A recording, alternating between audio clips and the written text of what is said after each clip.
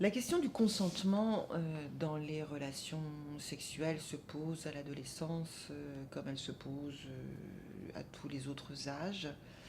Euh, la question du consentement est une question éminemment complexe, c'est le moins qu'on puisse dire. Peut-être encore plus à l'adolescence parce que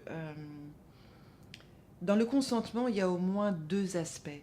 Il y a le consentement à l'autre et le consentement à soi-même.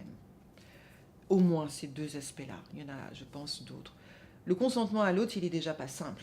À la proposition de l'autre, à l'envie de l'autre, à être avec l'autre, parce qu'il y a des consentements explicites, il y a des consentements qui s'expriment de façon tout à fait évidente. Il y en a d'autres qui sont plus discrets, qui sont plus secrets, voire qui sont beaucoup plus cachés. Il faut presque aller les deviner, il faut presque aller les lire, il faut presque aller les... ou alors les demander. Ça fait partie du respect que l'on peut avoir envers l'autre et de faire en sorte que ce qu'on entreprend, ce qu'on demande, ce qu'on fait soit accepté par l'autre. Ça, c'est un premier point qui se pose aussi bien pour les adolescents que pour les adultes. C'est peut-être plus difficile encore pour les adolescents quand on considère l'aspect du consentement qui concerne le consentement à soi-même. C'est-à-dire que consentir à quelqu'un ou consentir à un geste de quelqu'un ou à un geste que l'on fait à quelqu'un, il faut qu'on soit aussi en phase avec soi-même sur ce que l'on dit, sur ce que l'on veut. Et je ne suis pas sûre que les adultes, c'est sûr, et encore plus les adolescents, parce que ce sont des jeunes, parce que ce sont des adolescents, soient très au clair sur ce qu'ils veulent, voilà, sur leur propre désir, sur où ça commence et où ça finit, et sur l'expression du désir. Comment je dis que je veux bien, que je veux un peu, que je veux maintenant mais que je ne veux pas tout à l'heure. Qu'est-ce que je veux?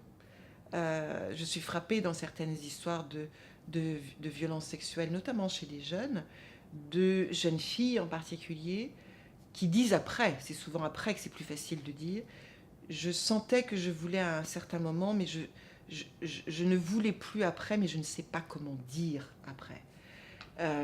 Et c'est vrai aussi chez les garçons, hein. Je pense que c'est peut-être même plus vrai encore chez les garçons qui ont toujours ce rôle un peu dans les représentations genrées de l'initiateur sexuel, de l'initiateur de la relation.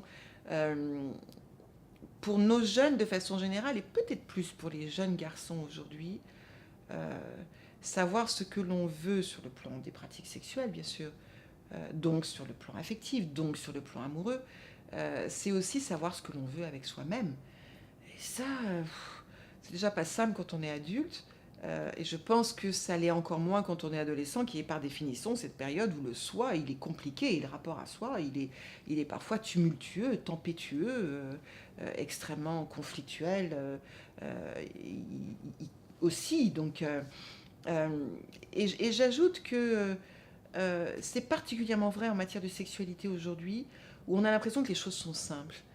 Parce qu'on parle apparemment facilement de sexualité, parce qu'il y a des livres sur l'éducation à la sexualité, plus ou moins, parce qu'on en parle à l'école, parce que les parents et les ados en parlent maintenant. On dit que, en tout cas, on en parle facilement.